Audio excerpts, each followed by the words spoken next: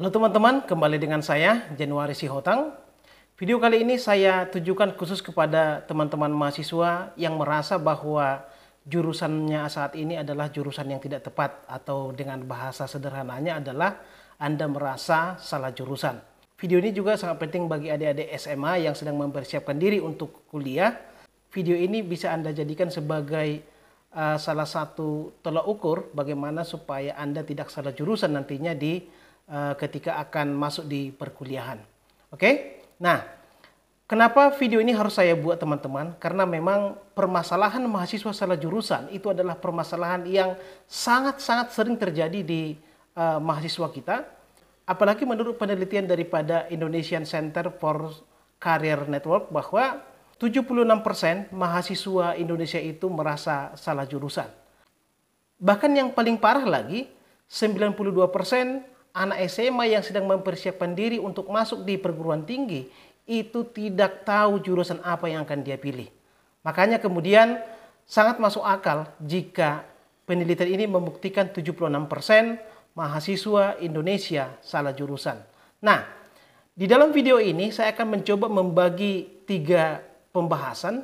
Yang pertama, kenapa terjadi yang namanya mahasiswa salah jurusan. Kemudian yang kedua, apa dampaknya kalau misalnya mahasiswa itu salah jurusan. Dan yang ketiga adalah saya mencoba memberikan solusi. Baik itu solusi bagi Anda yang sudah sempat terjerat dengan jurusan Anda, atau bagi anak-anak SMA yang sedang mempersiapkan diri atau sedang meneropong kira-kira jurusan apa yang akan dia pilih. Kita mulai dari yang pertama, yaitu kenapa terjadi mahasiswa salah jurusan. Penyebab mahasiswa salah jurusan itu secara umum bisa saya bagi menjadi 4 bagian. Yang pertama, seseorang itu bisa salah jurusan karena dipaksa oleh orang tua. Jadi di Indonesia teman-teman ya, biasanya ada pekerjaan ataupun jurusan yang merupakan tanda kutip warisan. Jadi kalau bapaknya berkecimpung di bidang hukum, maka kemungkinan besar itu anaknya juga berkecimpung di bidang hukum. Demikian misalnya kalau ayahnya atau ibunya dokter, maka banyak juga yang anak-anaknya adalah dokter. Kalau misalnya si anak memilih jurusan yang sesuai dengan profesi orang tuanya, karena memang terinspirasi dari profesi ataupun pekerjaan orang tuanya itu tidak masalah, itu sangat bagus ya. Karena mungkin keadaan sehari-hari di rumah, atau mungkin saja buku-buku yang dimiliki oleh orang tuanya di rumah itu mempengaruhi cara berpikir atau mempengaruhi kehidupan daripada si anak, itu sangat bagus.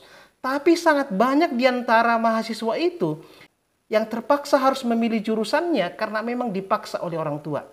Ya ini mohon maaf ya, saya bukan mau mendiskreditkan salah satu jurusan atau salah satu profesi. Biasanya kalau orang tuanya itu dokter, maka dia akan memaksa ataupun tanda kutip ini memaksa anak-anaknya itu menjadi dokter. Walaupun kadang anak-anaknya itu tidak suka dengan profesi dokter, mungkin karena dia lebih suka sosial atau lebih suka profesi yang lain. Atau bahkan ada juga yang tidak mampu untuk kuliah di kedokteran. Itu sangat banyak terjadi. Ya, itu yang pertama. Kemudian yang kedua, ada juga mahasiswa ini yang salah jurusan karena ngikut-ngikut teman, ya. Kita tahu bahwa pertemanan di SMA itu kan adalah pertemanan yang sangat indah ya. Biasanya di SMA itu ada geng-geng atau kelompok-kelompok. Bahkan kelompok-kelompok ini tidak hanya semasa SMA saja, tapi mereka biasanya memilih jurusan yang sama, bahkan universitas yang sama. Padahal seperti yang tadi saya katakan, belum tentu walaupun misalnya kita satu geng, kita satu teman, satu kelompok, tapi minat dan jurusan kita itu harus sama. Belum tentu. Masing-masing orang itu memiliki kemampuan dan bakat yang berbeda. Nah, kemudian yang ketiga, bisa juga salah jurusan karena memang si calon mahasiswa ini cita-citanya hanya satu, dia pengen kuliah di universitas bergengsi. Ya, karena kita tahu bahwa kuliah di universitas bergengsi atau di universitas yang bagus itu kan merupakan salah satu kebanggaan tersendiri bagi masyarakat Indonesia. Jadi, dia tidak peduli mau jurusan apapun itu, yang penting kuliah di universitas ternama atau bergengsi. Nah, masalahnya kemudian muncul ketika dia sudah masuk di perkuliahan. Ketika di awalnya dia asal memilih jurusan yang penting kuliah di universitas bergengsi, begitu dia masuk di kelas, begitu dia mulai perkuliahan, otaknya, kemampuannya, atau keinginannya tidak nyambung dengan apa yang dia pelajari di kelas. Oke? Nah, yang terakhir, penyebab mahasiswa itu salah jurusan adalah karena dia tidak lulus di jurusan yang diidam-idamkannya.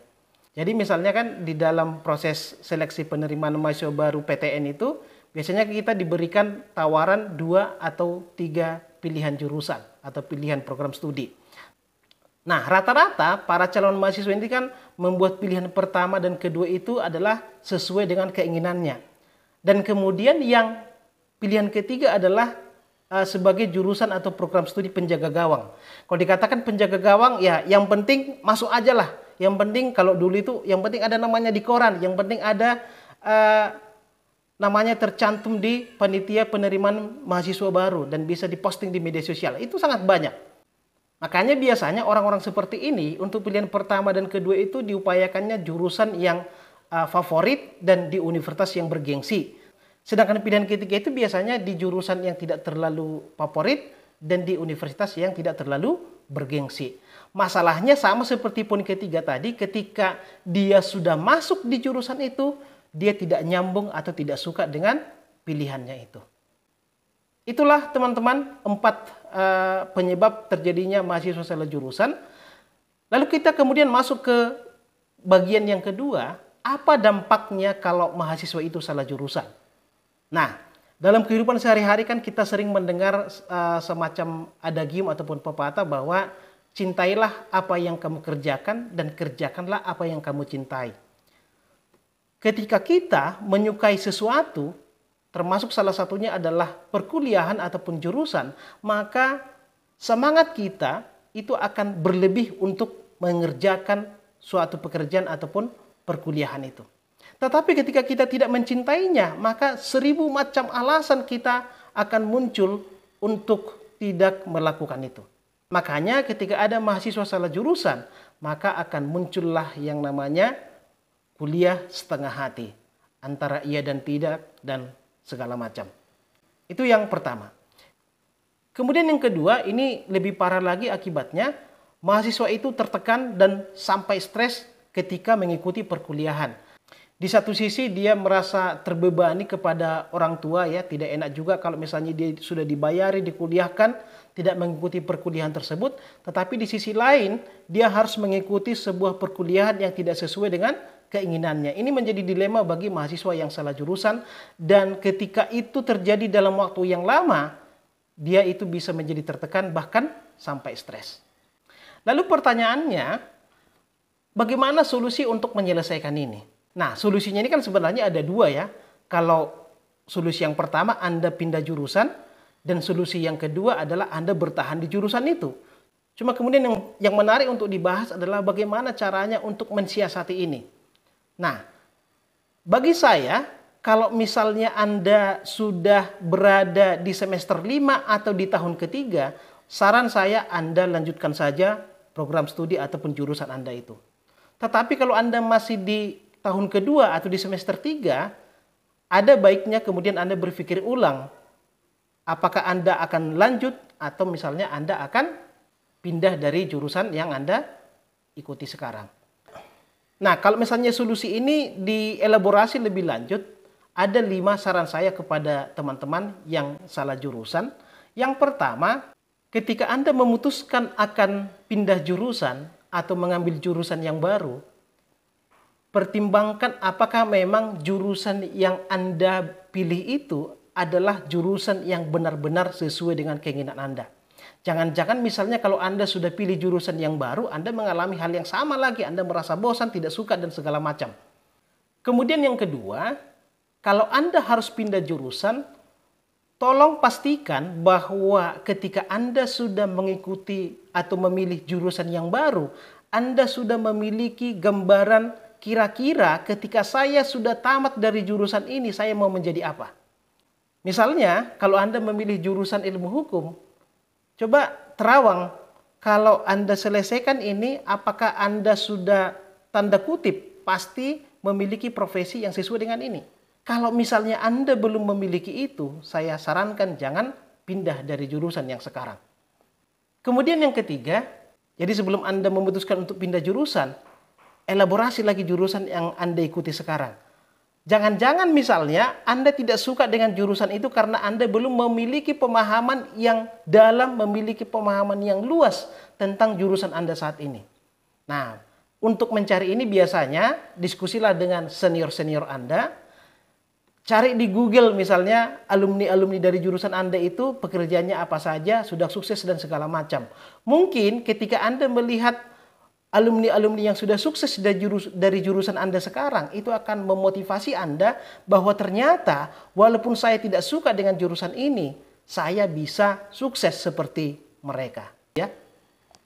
Lalu kemudian yang keempat, ini saya sarankan kepada teman-teman yang sudah di tahun ketiga atau di semester 5. Artinya kalau Anda mundur dari jurusan itu sudah kepalang basah ya. Kalau misalnya Anda lanjut, tinggal 2 tahun lagi sudah dapat gelar sarjana. Kalau Anda tidak lanjut, Anda harus mengulang ketinggalan selama 2 tahun ini. Nah, kalau misalnya Anda sudah di posisi ini, maka kemudian saya sarankan tadi pilihan Anda adalah lanjutlah dengan jurusan yang sekarang. Lalu bagaimana caranya supaya Anda bisa betah dan menyelesaikan perkuliahan ini sampai lulus? Maka saran saya, ambillah kesibukan yang Anda sukai supaya kemudian proses perkuliahan ini tidak terlalu membosankan, tidak terlalu menyiksa bagi Anda. Kalau bisa, kesibukan yang Anda sukai itu yang masih terkait dengan jurusan Anda saat ini. Atau kalau misalnya Anda tidak bisa mencari kesibukan yang masih terkait dengan jurusan Anda saat ini, silakan ambil kesibukan-kesibukan lain, tapi jangan sampai terbengkalai perkuliahan ini.